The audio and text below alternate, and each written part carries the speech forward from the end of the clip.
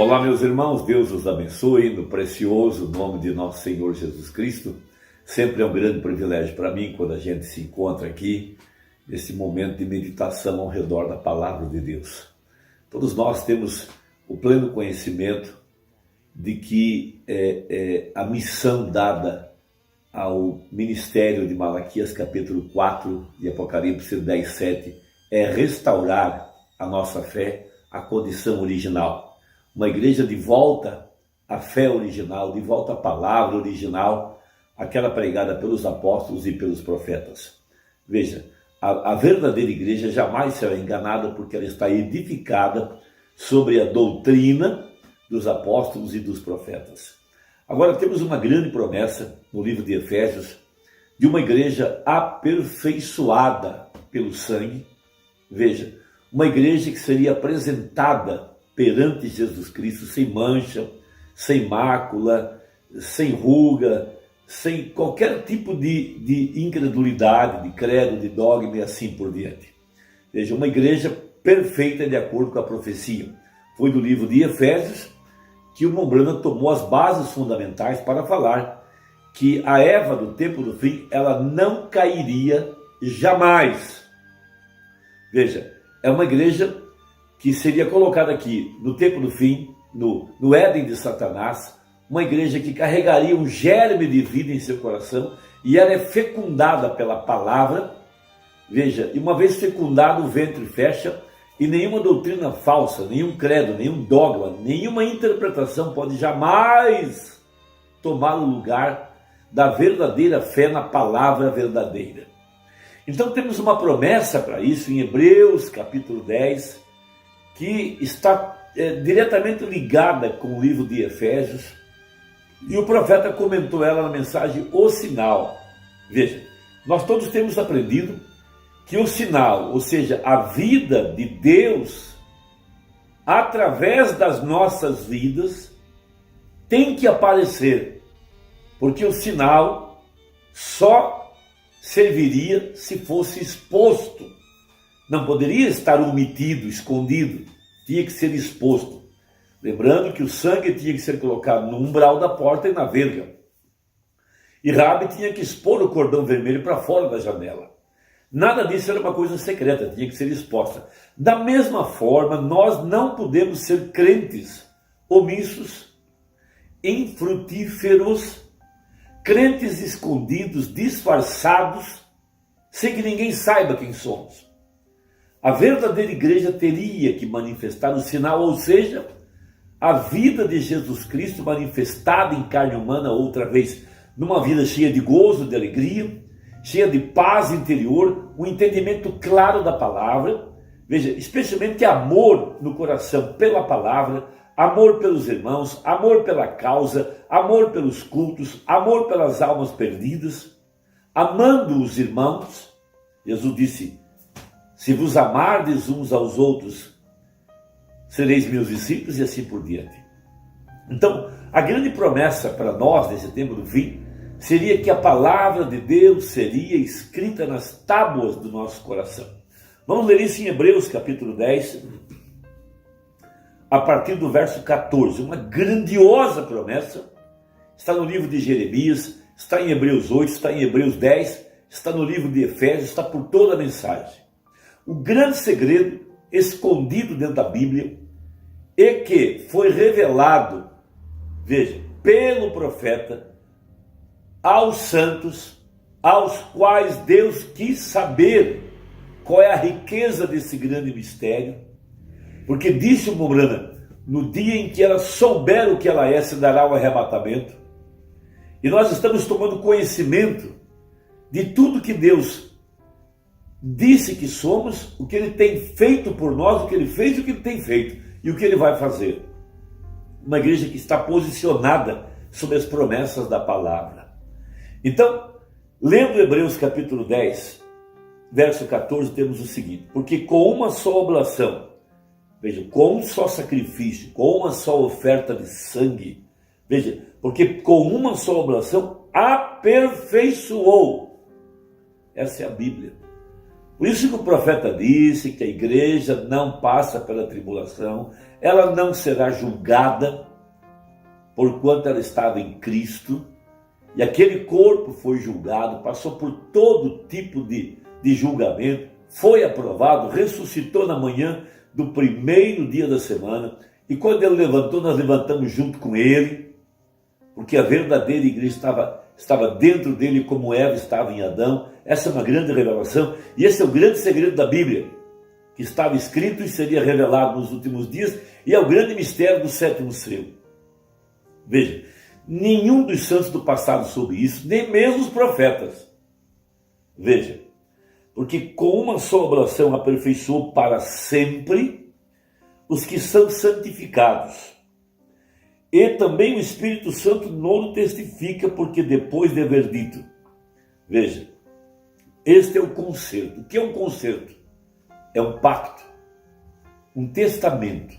Veja, e este é o concerto que farei com eles depois daqueles dias, diz o Senhor: porei as minhas leis em seus corações e as escreverei em seus entendimentos, acrescenta, e jamais me lembrarei de seus pecados e de suas iniquidades. Por isso Davi escreve: bem-aventurado o homem a quem o Senhor não imputa o pecado.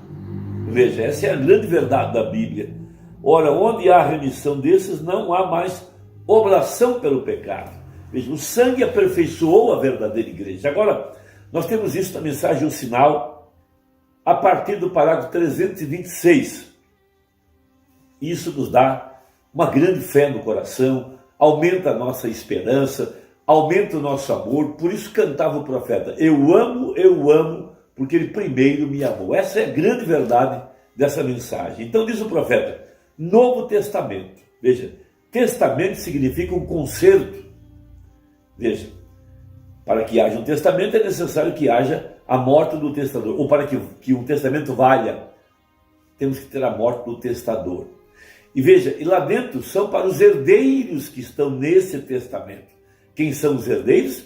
Aqueles que estavam na mente de Deus, aqueles aos quais Deus preordenou, aqueles aos quais Deus tem colocado no corpo de Cristo nesse tempo do fim, e esses que estão crendo na mensagem. Veja, testamento significa concerto, é isso mesmo, não é doutor veio, diz o Mombrana. Veja, testamento significa concerto. O Novo Testamento significa o novo concerto. Veja, o Velho Testamento é o antigo, sobre o Cordeiro, que a vida não podia voltar sobre o crente. O Novo Testamento foi o Cordeiro de Deus e sua vida volta sobre nós. Essa é a grande promessa. Veja, a vida do sangue. Estão vendo? O sangue é vida. No Novo Testamento, vejam, a vida vem do sangue do Cordeiro, que significa o Novo Testamento, novo concerto. É isso que a verdadeira igreja deve crer. Ela está preordenada, predestinada, ela está debaixo de um pacto que Deus lhe garante, que seria o poderoso batismo com o Espírito Santo. Veja, diz lá: depois daqueles dias escreverei minhas leis nas tábuas da carne de seus corações. Está vendo? Estão vendo? Não nas tábuas de pedra e sangue de cordeiro, que você tinha que dizer: sim, eu tenho sangue aqui, agora que fiz para fazermos? Mas nas tábuas do coração. Veja, o concerto do Espírito que eu farei com o meu povo. Essa é a grande verdade. Veja, e ele expõe seu poder, São João 14:12. Aquele que crê em mim, as obras que eu faço, ele também as fará. Veja, Novo Testamento é o concerto novo, nova vida. Mostra que Jesus cumpriu todo o requisito exigido por Deus para nos tornar verdadeiramente filhos e filhas de Deus, sob o sangue, onde não há mais condenação. O que tenho que fazer? Eu tenho que crer, eu tenho que descansar, eu tenho que me render a Ele, e Ele cumprirá a sua palavra. Eu sei que isso afeta o denominacional, afeta o religioso, afeta aquele que tem um espírito legalista, que quer classificar as pessoas em grupos e assim por diante. A verdadeira igreja, que estava na mente de Deus, ela é ela é herdeira por predestinação, por promessa. Por isso Deus deu a Abraão o pão e o vinho para confirmar o pacto. Deus tem dado a nós aqui no tempo do fim o corpo, palavra do Filho do Homem. Jesus Cristo, mesmo ontem, hoje, eternamente, veio aqui no tempo do fim para confirmar o pacto com a semente real de Abraão. E qual foi a confirmação? Ele mesmo em carne humana, mostrando o sinal messiânico. Veja, e nós com a fé de Abraão, nos alegramos como Abraão se alegrou vendo o dia do Filho do Homem. É o que Deus espera que nós vejamos e creiamos. Essa é a mensagem. Seguindo, Romanos 8:1. Agora, pois, nenhuma condenação há para os que estão, veja, não para os que estão crendo nisso, os que estão em Cristo Jesus, os que não andam conforme a carne, mas conforme o Espírito. E minha palavra é Espírito e vida. Que coisa gloriosa, meus amados. Veja, não mais condenação, livres do pecado. O que é pecado nesse caso? Incredulidade. Não há mais lugar para dúvida, não há lugar para conjectura, não há lugar para perguntas, não há lugar para nada, apenas para fé na palavra. Veja, livres dos cuidados do mundo, sem condenação. Por quê? Aqueles que por um Espírito foram batizados num corpo. Veja, aí o sangue do Cordeiro foi aplicado. O Deus do céu aceitou você. Veja, e a vida dele está em você. E vocês são filhos e filhas de Deus. Essa é a grande promessa. O seu caráter é o caráter de Deus. O que é isso? Uma coisa facilmente conquistada? Não, Senhor. Deus é um Deus de juízo, Ele é um Deus de correção. Isso deve estar em linha, nada menos que isso servirá. E esse é o tipo de caráter que você tem, porque você tem o caráter de seu pai. Veja, o que? A vida. Observe quando a vida é tirada para o sangue, a própria vida é tirada, a vida tirada para o sangue.